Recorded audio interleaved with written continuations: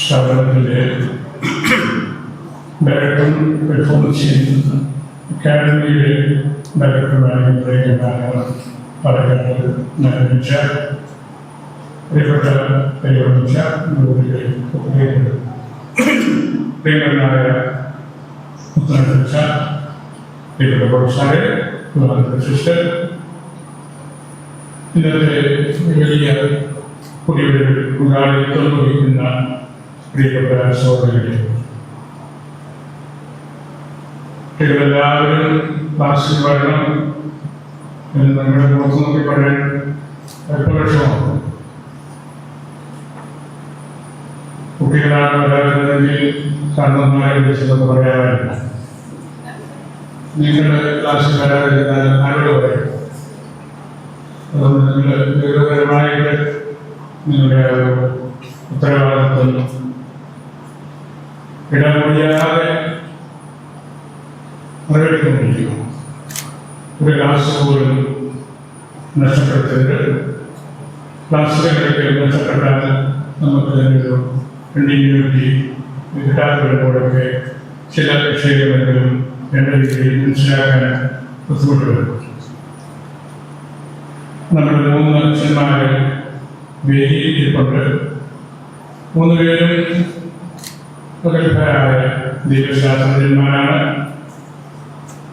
നമ്മുടെ സഭയിലെ തന്നെ ദൈവശാസ്ത്രം ഇത്ര വ്യക്തമായ പഠനത്തിലൂടെ മൂലഭാഷകൾ പഠിച്ച് എഴുതിയവർ അപൂർവമായിട്ടുണ്ട്. അവരുടെ 3 പേരുടെയും സാന്നിധ്യവും വരും നാളുകളിൽ അവരുടെ ക്ലാസുകളും നേതൃത്വവുമൊക്കെ നമുക്ക് വലിയ ഉപകാരപ്രദമായ കാര്യങ്ങളായിരിക്കും. കോളേജിൻ്റെ കാര്യം പറയുന്നതിൽ ഏത് ദൈവശാസ്ത്രത്തിൻ്റെയും അപ്പുറത്ത് നിൽക്കുന്നയാളാണ് അദ്ദേഹം. വായന കൊണ്ടും പഠനം കൊണ്ടും എല്ലാം അങ്ങനെ നമുക്ക് നല്ല പഠിപ്പുള്ള അച്ഛന്മാര് ഉള്ളതുകൊണ്ടാണ് ഇത്തരം കാര്യങ്ങൾ കുറിച്ച് ചിന്തിക്കാനും മുൻപോട്ട് പോകാനുമൊക്കെ നമ്മളെ ശക്തിപ്പെടുത്തുന്നതിന് വീട്ടിൽ കൂടെ പറയുകയാണ്. പാലക്കാട് ഇതിൻ്റെ ഈ ഫോൻഷ്യൻ അക്കാദമിയുടെ ഡയറക്ടറുടെ ആയപ്പോൾ ഇച്ചിരി എളുപ്പമുണ്ട്. ഈ സ്ഥാപനത്തിൻ്റെ രൂപതയിലെ ഏറ്റവും വലിയൊരു സ്ഥാപനമാണ്. രൂപതയിലെ എല്ലാ അത്യാവശ്യ കാര്യങ്ങളും ഈ ഇൻസ്റ്റിറ്റ്യൂട്ടിൽ വെച്ചാണ് നടക്കുന്നത്. ചെന്നാട് ധ്യാനം, ഭക്ഷ്യധ്യാനം, വിദ്യാർത്ഥം അതിനെല്ലാം നേതൃത്വം കൊടുക്കുന്ന കൂട്ടത്തിലാണ് ഈ അക്കാദമിയുടെ ചുമതലയുടെ അച്ഛൻ വഹിക്കുന്നത്. നമ്മുടെ രൂപതയ്ക്കുള്ളിൽ ഈ വർഷങ്ങളിലൊക്കെ മെൻ റിലീജിയസിന്റെ സ്ഥാപനങ്ങൾ പലതും വന്നു. പ്രളയനാഥ് ഡാനിച്ചിന്റെ വലിയ സംവിധാനങ്ങളുടെ തുടർച്ചയിലുള്ളവരുണ്ട്. അതിനിത്ര മറ്റനേകം കോൺഗ്രിഗേഷൻസ് സ്റ്റേഷനിൽ ഉള്ളപ്പോഴും വിൻസെൻഷൻമാരുടെ സ്ഥാപനമുണ്ട്. മലത്തോട് 2-3 വലിയ ഹൗസസ് അച്ഛന്മാരുടെ പലത് ഉണ്ട്. ഇവിടെ മറ്റൊരുത്തരായിട്ട് തുടങ്ങി. ഞാൻ ആദ്യമൊക്കെ പഠിച്ച ആശങ്ക പറയുമായിരുന്നു, നമുക്ക് 100ഓളം അച്ഛന്മാരുടെ കൂടെയാണ്.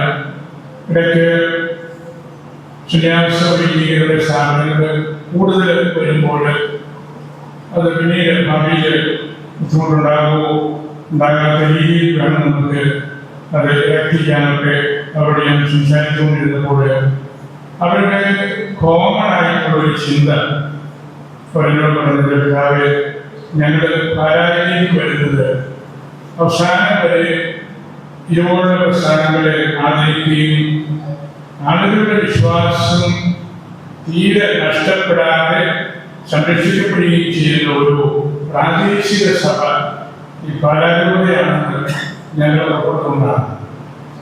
നമുക്കതിനേക്കാൾ വലിയൊരു മഹത്വം എന്താണ്? കാരണം അവസാനം വരെ വിശ്വാസമുള്ളവരും ഇതിലൊക്കെ അർത്ഥമുണ്ടെന്ന് കരുതുന്നതുമായ പ്രാദേശിക സഭ ആണ് പല എന്ന് അവർ പുതിയ സമൂഹങ്ങൾ ആരംഭിക്കുമ്പോഴും നിത്യത്തിൽപ്പെട്ട് വർഷങ്ങളായിട്ട് ജീവിച്ച് പിന്നീട് ഓറിയന്റൽ ഹൗസസ് തുറക്കുമ്പോൾ അത് പലപ്പോഴും വേണം എന്ന് പറഞ്ഞ് നമ്മളുടെ ഇടവകളെയും അതുവഴി യൂടെയും എല്ലാം സമീപിക്കുകയും ചെയ്യുമ്പോൾ നമുക്ക് വലിയൊരു കൺസിഡറേഷൻ കൂടിയാണ്.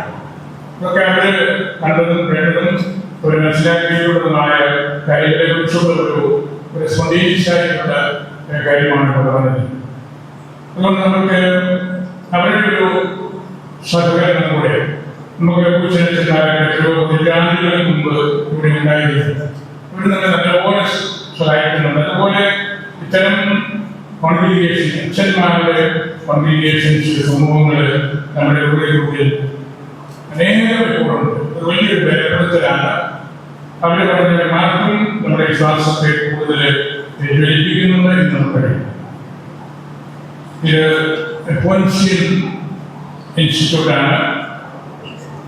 നമ്മുടെ പാസ്റ്റൽ ഇൻസ്റ്റിറ്റ്യൂട്ടിന്റെ പുതിയ വിങ് പണിതുകൊണ്ടിരുന്നപ്പോൾ നമുക്കിവിടെ പുത്തൻ കെട്ടിടം 15 ശിരിശി നടത്താൻ വേണ്ടി കൂടിയാണ് വേഗത്തിൽ പണിതെടുത്തത്. 15 വർഷം താമസമേ ഉള്ളൂ. ആ പണികൾ നടത്തി പൂർത്തിയായപ്പോൾ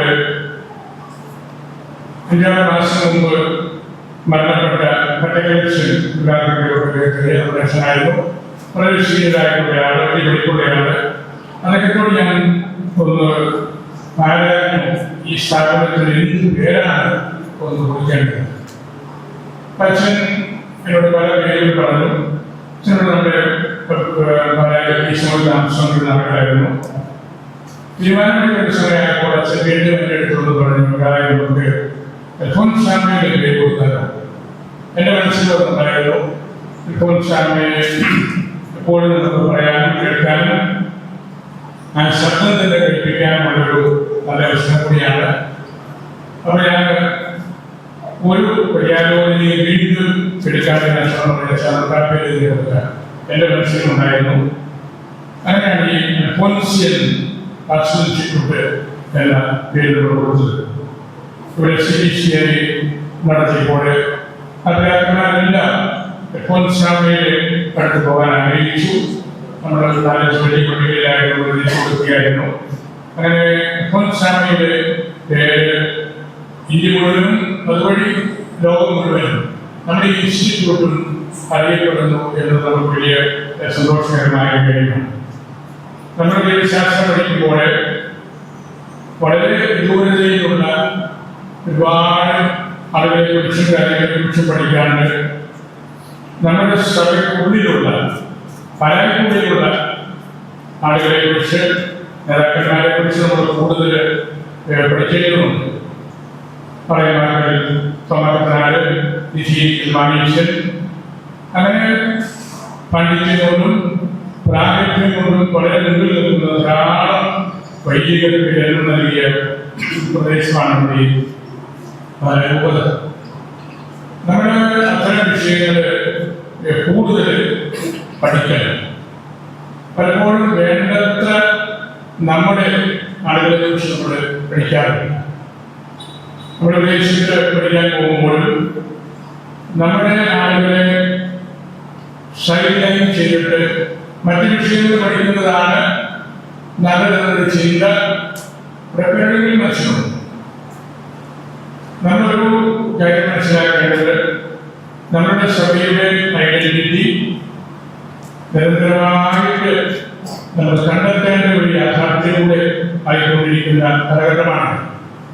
അവിടെ നമുക്ക് നമ്മുടെ കാര്യങ്ങളെ കുറിച്ച് പഠിക്കുന്ന അച്ഛന്മാരുടെയും അമ്മമാരുടെയും നല്ല നിര ഇനിയും നമുക്ക് ഉണ്ടാകേണ്ടതുണ്ട്. പാശ്ചാത്യ ദൈവശാസ്ത്രം മാത്രം പഠിച്ചുകൊണ്ട് നമ്മുടെ സഭയുടെ ദൈവശാസ്ത്രത്തെ വേണ്ടതുപോലെ ബലപ്പെടുത്താൻ പറ്റുകയാണ്. വേണ്ടതുപോലെ നമുക്ക് ആശയങ്ങൾ കൊടുക്കാം. പക്ഷേ വേണ്ടതുപോലെ നമ്മുടെ കാര്യങ്ങൾ മനസ്സിലാക്കാൻ നമുക്ക് വലിയ താല്പര്യമുണ്ടായിരുന്ന അവരുടെ ഗ്രന്ഥങ്ങൾ വഴിയൊക്കെ നമ്മുടെ ഈ സഭയെ സുഗമമാക്കിയ ആളുകളെ നമ്മൾ കൂടുതലായിട്ട് പഠിക്കണം. നമുക്കൊരു കളക്റ്റീവ് കൺഫ്യൂഷൻ പോലെ പലപ്പോഴും നമ്മുടെ സഭയിൽ പലർക്കുമുള്ള പോലെ എനിക്ക് തോന്നിയിട്ടുണ്ട്. നമ്മുടെ രാഷ്ട്രങ്ങൾ, നമ്മുടെ ചരിത്രം, നമ്മുടെ വിശുദ്ധന്മാർ, നമ്മുടെ ലീഡേഴ്സ്, നമ്മുടെ സുറിയാനി പണ്ഡിതന്മാർ, അതൊക്കെ അറിവ് കേട്ടുകൊണ്ടും മനസ്സിൽ കേട്ടുകൊണ്ടും ഒക്കെ പഠിക്കാതെ വിമർശിച്ചും തലക്കളഞ്ഞുമൊക്കെ പൊയ്ക്കൊണ്ടിരിക്കുന്ന ഒരു കാലഘട്ടത്തിൽ ഈ അക്കൗൺഷ്യൽ ക്ലാസ് ഇൻസ്റ്റിറ്റ്യൂട്ടിന് അഴകായൊരു ഉത്തരവാദിത്വമുണ്ട് എന്ന് ഞാൻ പൂർണ്ണമായും വിശ്വസിക്കുകയാണ്. സഭയുടെ ചരിത്രം പഠിക്കുമ്പോഴൊക്കെ കൂടുതൽ വിശദാംശങ്ങൾ നമ്മുടെ ഭക്തയാക്കന്മാരെ കുറിച്ചും അധികാര സഭയുടെ നേതാക്കന്മാരെ കുറിച്ചും ഒക്കെ ഇനി പഠിക്കണം. നമ്മുടെ വിശുദ്ധന്മാരെ കുറിച്ച് നമ്മുടെ അച്ഛന് ജർമ്മനിയിൽ ദിവശാസ്ത്രം പഠിക്കുന്നുണ്ട്. ആ ദിവശാസ്ത്രം പഠനത്തിൽ അച്ഛന് എന്നോട് ഇടപെടൊക്കെ രാവിലെ കാര്യമായാവുന്നത് പഠിക്കേണ്ട വിഷയം. അവരെ അച്ഛൻ പറഞ്ഞു, അച്ഛന് കുഞ്ഞച്ചിനെ കുറിച്ച് പഠിക്കും. വാഴ്ത്തപ്പെട്ട കുഞ്ഞച്ചിനെ കുറിച്ച് പഠിച്ച് ആ കുഞ്ഞച്ചന്റെ റോള് ഈ സഭയിൽ എന്തായിരുന്നെന്നും ഭാവിയിൽ കുഞ്ഞച്ചൻ എങ്ങനെ നമുക്ക് ഈ സഭയ്ക്കും സർവ്വ സഭയ്ക്കും ഉപകാരപ്പെടുന്നതെന്നും ഉള്ളൊരു കാര്യം നോക്കാൻ ഞാൻ പറഞ്ഞു. അച്ഛൻ അതനുസരിച്ച് അവിടുത്തെ പ്രശ്നങ്ങളൊക്കെ സംസാരിച്ചു. അവരുടെ അദ്ദേഹത്തിനെ അംഗീകരിച്ചു. അവരുടെ എല്ലാ അംഗീകാരങ്ങളോടെ നമുക്ക് ചെയ്യാൻ പറ്റുള്ളൂ. എനിക്ക് കേട്ടപ്പോൾ വലിയ സന്തോഷമായി. ഒരു ജർമ്മൻ യൂണിവേഴ്സിറ്റിയിൽ വാഴ്ത്തപ്പെട്ട കുഞ്ഞച്ചനെ കുറിച്ചൊരു PhD ഡിസർട്ടേഷൻ വന്നാൽ അത് നമ്മുടെ സഭയ്ക്ക് ഈടുറ്റൊരു സംഭാവനയാണ്. അതുവഴി നമുക്ക് അച്ഛൻ്റെ കാര്യങ്ങളും കുറെ കൂടെ മുമ്പോട്ട് കൊണ്ടുപോകാനായിട്ട് സാധിക്കും. ഈ കഴിഞ്ഞ ദിവസം റോമിൽ നമ്മുടെ അച്ഛൻ സെക്രട്ടറി ആയിരുന്നു. അദ്ദേഹത്തിന്റെ ശാസ്ത്രത്തിൽ PhD എടുത്തു. അദ്ദേഹത്തിന്റെ ദേശീയതയിൽ മുഖ്യമായ ഭാഗം നാസിക് മുടികാലയച്ഛൻ്റെ സഭാജ്ഞാനിയുമാണ്. അതേപോലെ ഞാൻ പറഞ്ഞു, നമുക്ക് നമ്മുടെ സഭയുടെ കാര്യങ്ങൾ കൂടുതൽ പഠിക്കണം. ആ ഡിഫൻസ് ഞാൻ ഓൺലൈനിൽ ജർമ്മനിയിൽ നിന്നൊരു പകരത്തിൽ നന്നായിട്ട് നാസിക് ദേശീയോളജി അദ്ദേഹം പ്രസന്റ് ചെയ്തു. അവിടുത്തെ സ്റ്റാഫിനും യൂണിവേഴ്സിറ്റി ഡോക്ടർക്കുമൊക്കെ വളരെ ഇഷ്ടപ്പെട്ടു. അപ്പോൾ നമ്മുടെ ലിറ്ററേച്ചറിനെ കുറിച്ചുമൊക്കെ പഠിക്കുന്ന ധാരാളം ആളുകൾ ഉണ്ട്. ഞാനെന്ന് പറഞ്ഞത് നിങ്ങളും കൂടുതലായിട്ട് സുറമല സഭയുടെ പൈതൃകത്തെ കുറിച്ച് അന്വേഷിക്കണം, പഠിക്കണം. അതിന് മറ്റ് ആധികാരികമായുള്ള ആളുകളെയൊക്കെ വായിക്കുന്നതാണ്. വെസ്റ്റേൺ ഫിലോമിക്സിനെ പഠിക്കാതെ നമുക്ക് ഉപേക്ഷിക്കാൻ പറ്റില്ല. അത് വലിയൊരു സംഭാവനയാണ്. അവരുടെ ചില നിലപാടുകൾ, ആർഗ്യുമെന്റ്സ്, വൊക്കാബുലറീസ്, ഇന്റർപ്രിട്ടേഷനുള്ള മികവൊക്കെ നമ്മളെ സഹായിക്കും. നമ്മുടെ കാര്യങ്ങൾ കൂടെ പോപ്പുലറൈസ് ചെയ്യാൻ അവരുടെ മെത്തഡോളജിയും ഒക്കെ തീർച്ചയായിട്ടും ഉപകാരപ്പെടും. അതുകൊണ്ട് ദൈവശാസ്ത്ര പഠനത്തിൽ അവരെ മാറ്റി നിർത്താൻ വേണ്ടിയല്ല ഞാൻ പറഞ്ഞത്. നമ്മുടെ ആഴപ്പെടുന്നത് നമ്മുടെ സഭയുടെ ചരിത്രത്തിലും ദൈവശാസ്ത്രത്തിലും നിത്യപ്രിയമായിരിക്കണം. അപ്പോഴാണ് നമുക്ക് ഈ സഭയെ കുറെ കൂടെ ബലപ്പെടുത്താൻ സാധിക്കുന്നത്. എല്ലാവരും പുറത്തു പോയി അതിൽ പശ്ചാത്തല ശാസ്ത്രം പഠിച്ചു. അത് നമുക്ക് ഒരു മുഖ്യധാരയിലൂടെ നമ്മുടെ സഭയെ കൊണ്ടുപോകാൻ നമുക്ക് പറ്റില്ല.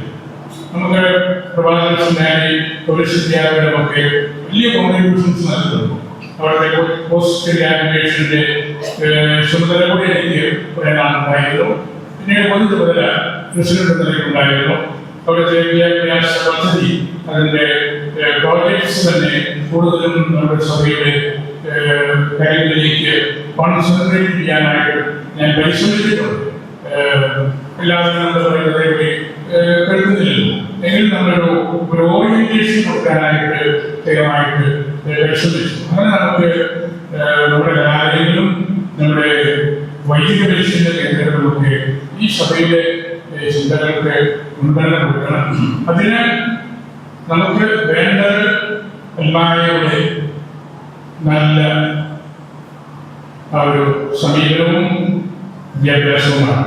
പ്ലാസ്റ്ററിന്റെ നിരന്തരമായ ഒരു ആഹ്വാനമായിരുന്നു.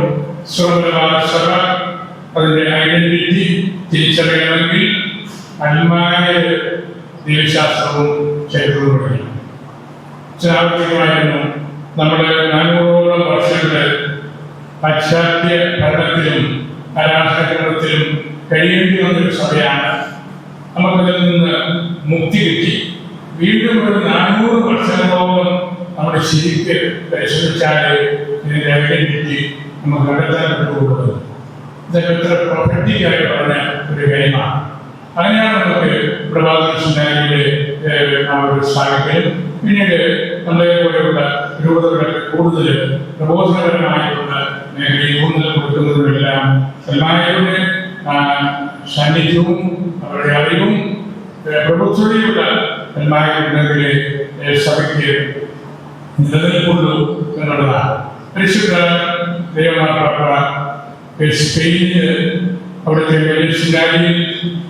വേണ്ടി സംസാരിച്ചപ്പോൾ പറഞ്ഞു, വൈദികര് ഇല്ലാത്തതിനെ കുറിച്ച് നിങ്ങൾ ആരും വിഷമിക്കേണ്ട. പരിശുദ്ധ പറഞ്ഞത് നിങ്ങൾക്കൊരു ലിവിങ് ചർച്ച് ഇവിടെ ഉണ്ടോ എന്നാണ് പറയുന്നത്. നിങ്ങളുടെ ഇടവകകൾ നിങ്ങളുടെ രൂപതകൾ സജീവമാണ്. അവിടെ എല്ലാവരും ദേവാലയത്തോട് ബന്ധപ്പെട്ടാണ് ജീവിക്കുന്നത്. അവർക്ക് ആത്മീയ കാര്യങ്ങളിൽ താല്പര്യമുണ്ടോ? അത് ശ്രദ്ധിച്ചാൽ മതി. അത് ശ്രദ്ധിച്ചാൽ അങ്ങനെ ഒരു ലിവിങ് കമ്മ്യൂണിറ്റി ഉണ്ടെങ്കിൽ ദൈവവിളി ഓട്ടോമാറ്റിക്കായിട്ട് കിട്ടും. നമ്മുടെ ഇവിടെ കിട്ടിയ നേട്ടങ്ങളാണ് നമ്മുടെ പ്രാർത്ഥിക്കുന്ന മാതാപിതാക്കളുടെ ആ ഒരു സാന്നിധ്യമായിരുന്നു ഇത്രമാത്രം ദൈവവിളി പാലയ്ക്ക് ലഭിക്കാൻ കാരണമായി. അതുകൊണ്ട് വിശുദ്ധ പറഞ്ഞ ആ കാര്യം നമ്മൾ വളരെ ശ്രദ്ധിക്കണം. ഒരു ലിവിങ് കമ്മ്യൂണിറ്റി ആയിട്ട് നമ്മുടെ ഇടവകകൾ രൂപാന്തരപ്പെടേണ്ടതുണ്ട്.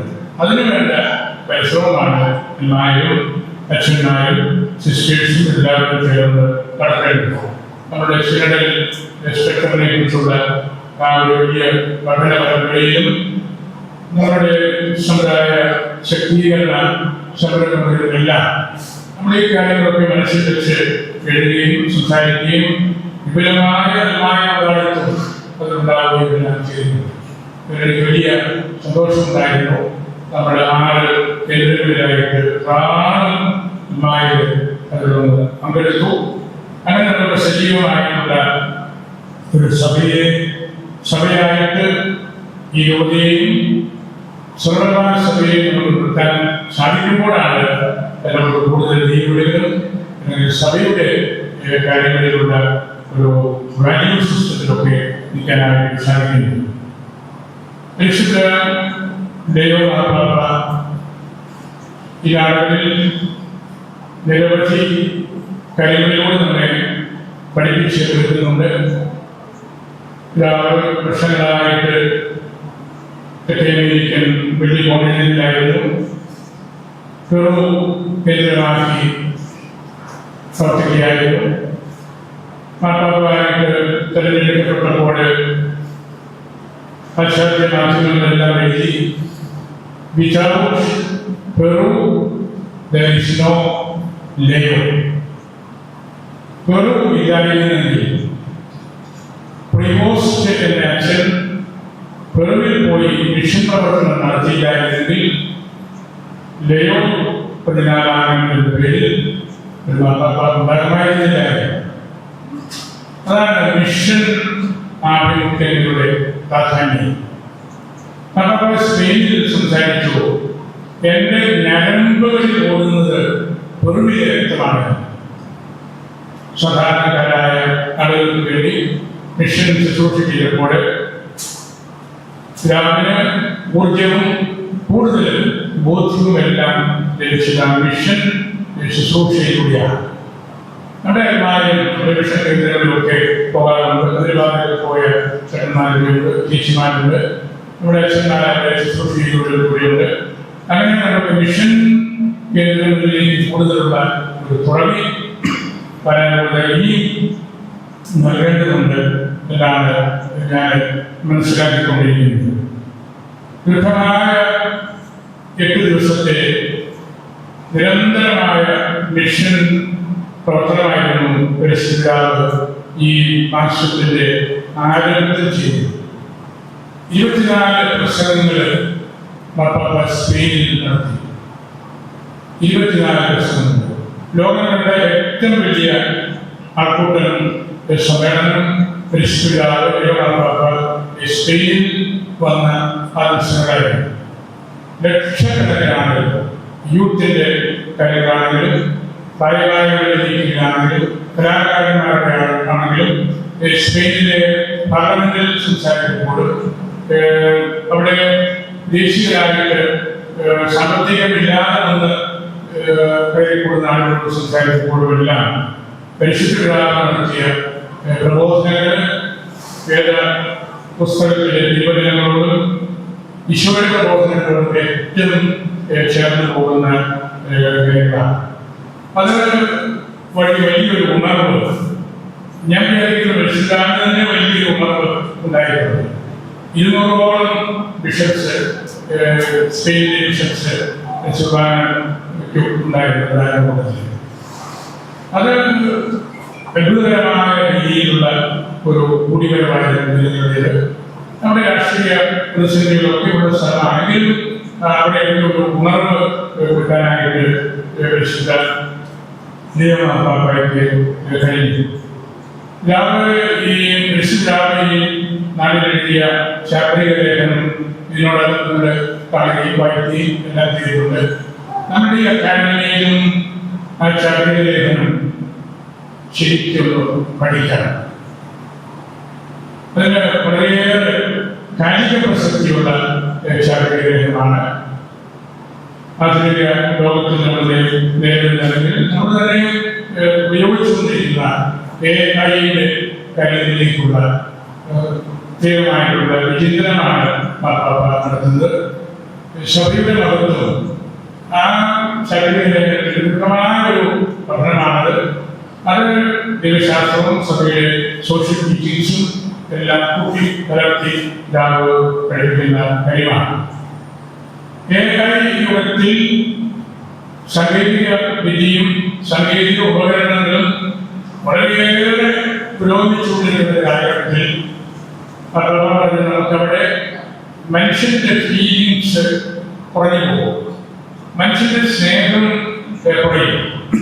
ആശുപത്രിയിലാണെങ്കിൽ ഡോക്ടേഴ്സ് നേഴ്സുമാരെ കൊടുക്കേണ്ട ഒരു പേഴ്സണൽ ടച്ചിന്റെ വിട്ടുപോകും. എല്ലാം യന്ത്രങ്ങൾ ചെയ്തു, എല്ലാം യന്ത്രങ്ങൾ ചെയ്തു. അങ്ങനെയുള്ള ഒരു ലോകത്തിൽ നമുക്ക് അപകടങ്ങൾ നിരവധിയായ മേഖലകളിൽ ഉണ്ടാകും. AI ആ ഒരു മേഖലയും അതിന്റെ എക്യുപ്മെന്റ്സുമെല്ലാം വലിയ കോർപ്പറേറ്റ് ഏജൻസികൾ കീഴടക്കുമ്പോൾ അവിടെ വീണ്ടും അതിലേക്ക് സമീപിക്കാൻ പറ്റാത്ത നിരവധിയായ ആളുകൾ ഉണ്ടാകും. നമ്മുടെ സ്കൂൾ കോളേജുകളിലെല്ലാം ഇനിറ്റി വന്നുകൊണ്ടിരിക്കുകയാണ്. നമ്മുടെ കോളേജിന്റെ പ്രസാദനും പ്രൊഫസറൊക്കെ പറയുന്നുണ്ട്. ഇനിറ്റി വളരെ വളരെ അഡ്വാൻസ്ഡ് ആയിട്ടുള്ള കാര്യങ്ങളാണ് പറയുന്നത്. അതെല്ലാം നമ്മളൊന്നും ഒഴിഞ്ഞു പറയാൻ കഴിയും. നമുക്ക് ഏതെങ്കിലും തൊഴിൽ പറയാൻ കഴിയും. നമുക്ക് വളരെ അഡ്വാൻസ്ഡ് ആയിട്ടുള്ള എക്യുപ്മെന്റ്സിൽ നിന്ന് മാറി പോകാൻ കഴിയില്ല. അതെല്ലാം നമ്മൾ ഉപയോഗിക്കുമ്പോഴും നമുക്ക് നല്ല കരുതലില്ലെങ്കിൽ ഇന്ത്യയിൽ വിദ്യാഭ്യാസത്തിന്റെ പ്രാഥമിക പക്ഷങ്ങൾ പോലും കിട്ടാതെ പോകുന്ന ആൾക്കാരാണ് നമുക്ക് ഒരു വലിയ ഡിമാൻഡ്സ് വരും. 50% അഡ്മിഷൻ ഇല്ല, 60% അഡ്മിഷൻ ഇല്ല. എന്ത് ചെയ്യും? വളരെ വളരെ പാവപ്പെട്ടവരെ വെച്ച് പറഞ്ഞവരൊക്കെ അതാണ് ഇതിന്റെ ഒരു മറുവശം. വളരെ എക്സലൻസ് ഉള്ള ആളുകൾ കൂടും, ഒരുപാട് കൂടും. ആ വിദ്യാഭ്യാസം കൊണ്ടൊക്കെ നമുക്ക് കുറേയേറെ നിലവാരം യൂണിവേഴ്സിറ്റികളുമായിട്ടും ഇന്ത്യക്കകത്തുള്ള മറ്റ് സർവകലാശാലകളുമായിട്ടൊക്കെ നമുക്ക് തിരിഞ്ഞു നടത്താനായിട്ട് പറ്റും, വളരാനായിട്ട് പറ്റും. പക്ഷേ സാധാരണക്കാര് വിഷമിച്ചുകൊണ്ടിരിക്കും. അവിടെ നമ്മളൊരു നിലവാരം വെച്ച് കഴിയുമ്പോൾ ഒരു സ്റ്റാൻഡർഡൈസ്ഡ് ആയിട്ട് മാത്രമേ പറ്റുകയുള്ളൂ എന്ന് പറയുമ്പോൾ അവിടെ പ്രവേശനമില്ലാതെ വായിക്കാൻ പോലും പഠിക്കാൻ ഉറപ്പില്ലാതെ പോകുന്ന ആളുകൾ ഉണ്ടാകും. ദരിദ്രര് കൂടിക്കൊണ്ടിരിക്കും. അത് അന്നത്തെ ബുദ്ധിമുട്ടാണ്. അതുകൊണ്ട് അപ്പാപ്പായുടെ സഭയുടെ മഹത്വം എന്നുള്ള ആ കാര്യത്തിൽ അതിനെക്കുറിച്ച് സഭ ഒരു ഓൺലൈൻ സ്റ്റഡി നടത്തിയിരുന്നു. ഞാൻ അതിൽ യൂറോപ്പിലിരുന്ന ഓൺലൈൻ മീറ്റിംഗിൽ പങ്കെടുത്തിരുന്നു. ഞാൻ മനസ്സിലാക്കിയതായിരിക്കും ആളുകൾ ചെയ്യുന്നതാണ്. അത് വിശദമായ പഠനങ്ങളും ചർച്ചകളും ഒക്കെ ഉണ്ടായിരുന്നു. ഞാൻ അവിടെ ഒരു ഇൻട്രൊഡക്ഷൻ നടത്തിയപ്പോൾ ഞാൻ പറഞ്ഞു, മാർപ്പാപ്പ നമ്മളോട് ഈ AI ടൂൾസിൽ നിന്നോ ആ സംവിധാനത്തിൽ നിന്നോ പൂർണ്ണമായിട്ട് മാറിക്കണം എന്നല്ല പറഞ്ഞിട്ടുണ്ട്. മാർപ്പാപ്പ ആ വലിയ അഡ്വാൻസ്ഡ് ലോകത്തിലെ വിഷാംശം പെട്ടുമാറണമെന്ന് മാത്രമേ പറയൂ. You try to take the poison out of the AI system. അതിന്റെ പരിമിതികൾ എന്താണെന്നും അപകടങ്ങൾ എന്താണെന്നും പഠിപ്പിക്കുകയും ചെയ്താൽ മാത്രമേ നമുക്ക് ഗവൺമെന്റ് കൊണ്ടുവരുന്ന വിദ്യാഭ്യാസത്തിൽ കാര്യത്തിൽ നമുക്ക് പാലക്കാട് മാത്രം കൂടുതൽ മാർഗം പറയാൻ പറ്റും. അങ്ങനെ ഒന്നും കിട്ടില്ല. പക്ഷെ നമുക്ക് അവരെയും നമ്മുടെ നിലപാടുകളും മൈനോറിറ്റി കമ്മ്യൂണിറ്റി എന്ന നിലയിലുള്ള നമ്മുടെ ഭരണഘടനാപരമായ ആവശ്യങ്ങൾക്കൊക്കെ നിരന്തരമായി നമ്മൾ വളർന്നുകൊണ്ടിരിക്കണം. അപ്പോഴാണ് നമുക്ക് നിലനിൽപ്പിന്റെ ഒരു ഫൗണ്ടേഷൻ കൂടുതൽ ഇൻസിസ്റ്റ് ചെയ്ത് ഒരു സ്റ്റെബിലിറ്റിയോടുകൂടി നമുക്ക് ഈ സമൂഹത്തിൽ എത്താൻ പറയാനൊക്കെ പറ്റും. മാത്രമല്ല ഇതിനോട് ഈ ആധുനിക വിജ്ഞാനത്തോട് സുവിശേഷത്തെ കുട്ടിക്കലർത്തിയാണ് ചെയ്യുന്നത്. ഉപയോഗിക്കുന്നത് അതിനോട് സുവിശേഷം കലർത്തി വായിക്കണം. എല്ലാ അഡ്വാൻസ്ഡ് ഡെവലപ്മെന്റ്സ് വരുമ്പോഴും അവിടെ മനുഷ്യനായിരിക്കണം പ്രാമുഖ്യം. ദൈവത്തിന്റെ ഛായയിൽ ശ്രദ്ധിക്കപ്പെട്ട മനുഷ്യനായിരിക്കണം. പൂർണ്ണമായിട്ട് യന്ത്രപ്രകൃതമായ ഒരു ലോകത്ത് നമ്മൾ ഇരിക്കുമ്പോഴും ദൈവത്തെയാണ് നമ്മൾ മുൻപിൽ നിർത്തേണ്ടത്, നമ്മുടെ മനസ്സിൽ നിർത്തേണ്ടത്. ദൈവഛായയിലുള്ള മനുഷ്യനെയാണ് നമ്മൾ കൂട്ടത്തിൽ കാണേണ്ടത് എന്ന് തുടങ്ങിയ പ്രബോധനങ്ങളാണ് ശബരിമലയിലൂടെ വലിയൊരു സോഷ്യൽ എൻസിക്ലിലൂടെയാണ്. നിശ്ചിതമായിട്ട് പറയുന്നുണ്ട് ഈ സോഷ്യൽ എൻസിക്ലിക്സ് എക്സാമിനേഷൻ ഓഫ് കോൺഷ്യൻസ് നടത്താനുള്ള ചികിത്സ. നമ്മുടെ സ്നേഹത്തിൽ പറയുന്നു എക്സാമിനേഷൻ ഓഫ് കോൺഷ്യൻസ് എല്ലാ ദിവസവും നടത്തണം. ഒരു 10-15 മിനിറ്റ് അതിന് വേണ്ടിയാണ്. അപ്പൊ അത് സാക്ഷി പരിശോധനയാണ്. അതിനുള്ള ഒരു കിട്ടുന്ന ഉപകരണമാണ് ആയിട്ട് നമ്മൾ ഇതിനെ സോഷ്യൽ സീക്വൻസിനെ കാണണമെന്നൊക്കെ പറയുന്ന കാര്യം കൂടെ നമ്മൾ പരിഗണനയിലെടുക്കണം. ഇന്ന് നിങ്ങൾ ജോലി ക്ലാസ്സിലേക്ക് കയറുമ്പോൾ ഈ സീക്വൻസ് മറ്റൊരു പഠിക്കാനൊക്കെ നിങ്ങൾ ക്ലാസ്സിൽ നോട്ടെടുക്കുമ്പോൾ പോലും ഇതൊക്കെ ഉപയോഗിക്കേണ്ടി. അപ്പൊ അതിനെ മാർപ്പാപ്പ പറയുന്നത് ഡിസൈൻ ചെയ്യണം, നിരായുധീകരിക്കണം. അതൊരു കോമ്പറ്റീറ്റീവ് എലമെന്റായിട്ട് കൊണ്ടുവന്ന് ഇതുവഴി മാത്രമേ നമുക്ക് വളർച്ചയുള്ളൂ, ഇത് മാത്രമേ നമുക്ക് ശ്രദ്ധിക്കേണ്ടതുള്ളൂ എന്നുള്ള കാര്യങ്ങളിലേക്ക് പോയത്. ഏറ്റവും ആദ്യമായിട്ട് ഈ രീതിയിൽ യുദ്ധം നടത്തി നമ്മളെല്ലാം കണ്ടതാണ്. ഈ നാടുകളിൽ യുദ്ധമെല്ലാം അത്തരത്തിലുള്ളതായിരുന്നു. അത് നമ്മൾ ഡിസൈൻ ചെയ്യണം. അതിനെ നമ്മൾ യുദ്ധത്തിലേക്ക് കൊണ്ടുപോകാതെ അത് വളർച്ചയിലേക്ക് കൊണ്ടുപോകാനും മനുഷ്യനെ നശിപ്പിക്കുന്ന ഉപകരണങ്ങളാക്കിയതിനെ കടലിൽ നിന്നൊക്കെയുള്ള വലിയ മോറൽ തിയോളജിയാണ് പഠിപ്പിക്കുന്ന കാര്യം നമ്മൾ മനസ്സിലാക്കണം. അങ്ങനെ ക്ലാസ്സുകളിലേക്ക് വരുമ്പോൾ കൂടുതൽ അനുകാലികമായിട്ടുള്ള വിഷയങ്ങളുടെ ബോധനങ്ങൾ എല്ലാം നമ്മൾ പഠിക്കണം. ലോകത്തോട് സംസാരിക്കുന്ന ആളാണ്. പണ്ട് 2000 ദിവസത്തിന് മുമ്പ് വരെയൊക്കെ ലോകത്തിൽ നിന്ന് പിടിവാതിൽ നിന്ന് മാത്രമാണ് സംസാരിച്ചുകൊണ്ടിരുന്നത്. ഒരേ ഇഫക്റ്റാണ്. ഞാൻ പൂർണ്ണമായിട്ട് വിശ്വസിക്കുന്നത് അങ്ങനെയാണ്.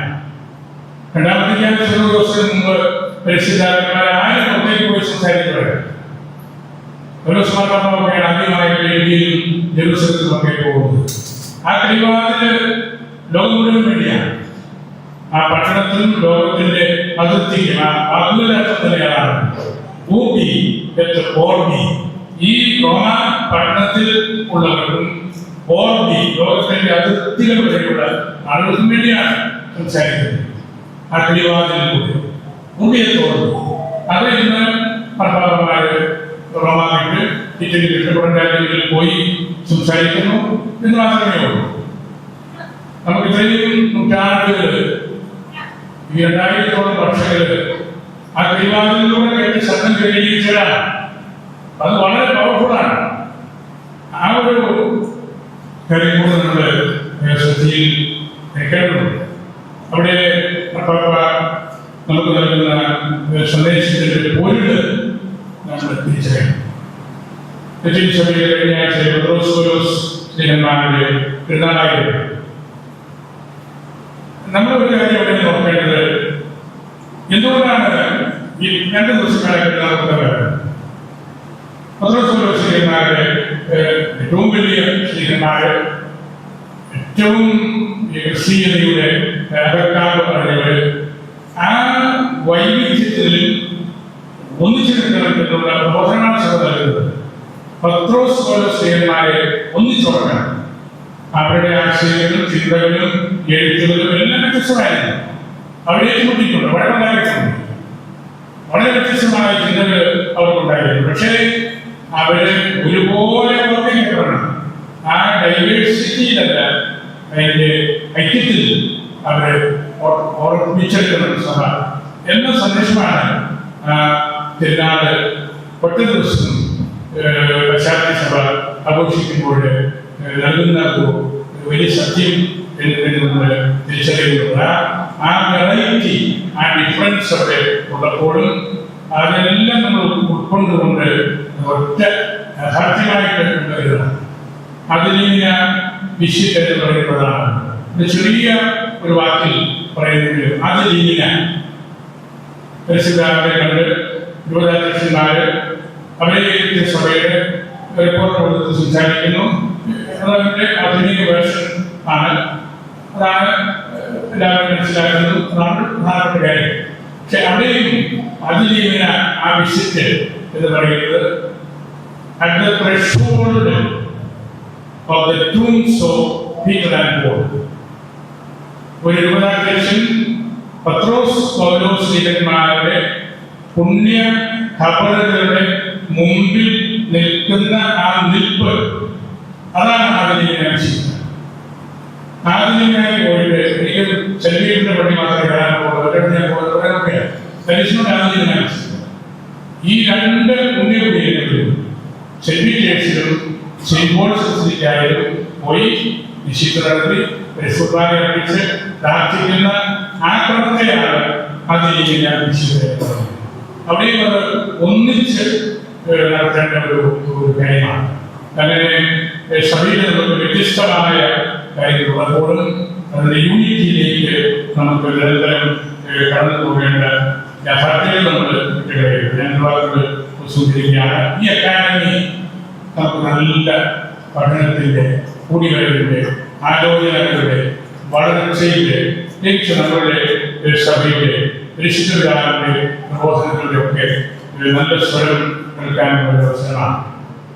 സ്പെയിനിലെ ഏറ്റവും വലിയൊരു യൂണിവേഴ്സിറ്റിയാണ്. അന്തർഗായിരുന്നു സലമാങ്ക എന്ന് പറയുന്ന യൂണിവേഴ്സിറ്റി. പരിശുദ്ധാവ് സ്പെയിനിലായപ്പോൾ സലമാങ്കയെ കുറിച്ചും സംസാരിച്ചു. സലമാങ്ക ഒരു കാലഘട്ടത്തിൽ വലിയൊരു മോറൽ ഓർഡർ കൊടുത്ത യൂണിവേഴ്സിറ്റിയാണ്. ധാർമ്മികമായ, ഭൗതികമായ കാര്യങ്ങൾ കൊണ്ടുള്ള ഐക്യം, വലിയൊരു പൊസിഷൻ ഉണ്ടായിരുന്നത്. അതിനെക്കുറിച്ച് പരിശുദ്ധ പ്രബോധനങ്ങളിൽ നഷ്ടപ്പെട്ട കാര്യങ്ങൾ വീണ്ടെടുക്കുന്നതുമൊക്കെ പറയുന്നത് സലമാങ്കയുടെ പ്രാധാന്യത്തെക്കുറിച്ചാണ്. ഹിന്ദി ഭാഷയിൽ ഒരു പണ്ഡിതനുണ്ടായിരുന്നത് നോൺ ഹാബിറ്റ്സ്.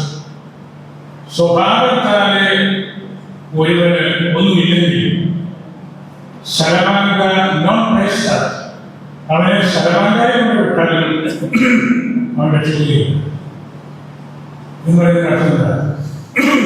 സ്വഭാവത്താലെ ഒരു ഗുണമില്ലാത്തവനെ, യാതൊരു ഗുണമില്ലാത്തവനെ സലമാങ്കാരെ കൊണ്ട് പഠിച്ചാൽ ഒന്നും കിട്ടില്ല. അത് സലമാങ്കാരെ ചെയ്തുകൊണ്ടാണ്. അങ്ങനെ വേറെ മുസ്ലിം പേര് പറയാറുണ്ട്. സ്വഭാവത്താലെ അല്പം പോലും ബുദ്ധിയില്ലെങ്കിൽ സലമാങ്കാരെ രക്ഷപ്പെടുത്താൻ പറ്റിയ അത് ആ യൂണിവേഴ്സിറ്റിയുടെ പ്രാധാന്യം കൊണ്ടുള്ള ഒരു ആത്മാർത്ഥമാണ്. അങ്ങനെ നമുക്ക് നമ്മളുടെ പഠനങ്ങൾ വഴി നമുക്ക് ദൈവം നല്ലപോലെ ചെറുപ്പക്കാരായിട്ട് നമുക്ക് സാധിക്കട്ടെ പ്രാർത്ഥിക്കുകയാണ്. നമ്മുടെ ഈ കൊൻഷ്യൻ അക്കാദമി വലിയൊരു ഇന്റലക്ച്വൽ ആയിട്ടുള്ള ഒരു ജ്വലനമാണ്, വിഭാഗയാണ്. നിങ്ങളുടെ ശരീരമാണ് പ്രധാനപ്പെട്ട കാര്യം. നിങ്ങൾ കൂടുതൽ അബ്സെന്റ് ആകാണ്ട് ഇതിലേക്ക് ഉണ്ടാകുന്നതാണ്. ഇപ്പോൾ നമ്മുടെ സുയാനിയും പഠനവും കൂടെ ആരംഭിക്കുന്നുണ്ട്. ഇതിനെക്കുറിച്ച് പറയാൻ ഞാൻ കൂടുതൽ സമയമില്ല. വിശ്വസതയൊക്കെയാണ് നമ്മുടെ കൂടുതൽ പഠിക്കുന്നത്. ഇതിൻ്റെ മനോഹാരിതയും ഇതിൻ്റെ ആവശ്യകതയും പലതരമായ ചേട്ടന്മാർക്കും സാമാന്യം അതുപോലെ അറിയാം. ഇവിടെ വിശ്വസതയുടെ ഭാഷാ ക്ലാസ്സുകൂടെ വരുമ്പോൾ വലിയ സഹായമുണ്ട്. അതിനൊരു വേറൊരു തലത്തിലേക്ക് ഈ അക്കൗണ്ട്സിംഗ് അക്കാഡമിയെ പ്രവർത്തനാക്കാനായിട്ട് നമുക്ക് സാധിക്കുന്നതിനുള്ള ആ ഒരു മികവും അതിലുണ്ട്. അതിന് സ്വീകരിക്കുന്നു. ഇതിനെ ഈ നാടുകളിലെല്ലാം വളർത്തിയ സ്നേഹത്തിയായ നാടകത്തിനെയും സഹപ്രവർത്തകരാണ് രണ്ടുപേരും അവരെ അന്ത്യമായി ഓർക്കുന്നു. ഇതിൻ്റെ വലിയ തീക്ഷ്ണത ഇതിൻ്റെ എനിക്കുണ്ടായിരുന്നു. അല്ലെങ്കിൽ ഇത് കുടിയേലും ചരിത്രത്തിന് പോകുമായിരുന്നു. വളരെ അഭിനയത്തോടുകൂടി വളർത്തിയെടുത്ത ഒരു കാര്യമാണ് അക്കാദമി. അത് പ്രധാനപ്പെട്ട പല കാര്യത്തിന് കൂടുതൽ കോഴ്സുകൾ കൊടുക്കും. ഇതിൻ്റെ സാധാരണ ലെവലുകളും ഡിപ്ലോമായ, പോസ്റ്റ് ഡിപ്ലോമായ, ഹയർ കോഴ്സുകൾ, സ്വയം കോഴ്സുകൾ, പിന്നെ ഇതുമായിട്ട് ബന്ധപ്പെട്ട ആളുകൾക്ക് ഇതിനുള്ള ക്ലാസ്സിന് പുറത്തുകൂടെ ഡിസ്കഷൻസ് കൊടുക്കുന്നത് നല്ലതാണ്. ആ രീതിയിൽ വളർത്താനായിട്ട് പ്രധാനപ്പെട്ട പാലക്കാട് സാധിക്കുമെന്ന് ഉറപ്പുണ്ട്. എല്ലാവരെയും കൂടി ഞാൻ ഓർക്കുന്നു. സമർപ്പിക്കുന്നു. ഈ പദ്ധതിയിലൂടെ നമ്മുടെ ഈ അക്കാദമിയുടെ കോഴ്സുകൾ ഔപചാരികമായിട്ട് ഉദ്ഘാടനം ചെയ്തതായി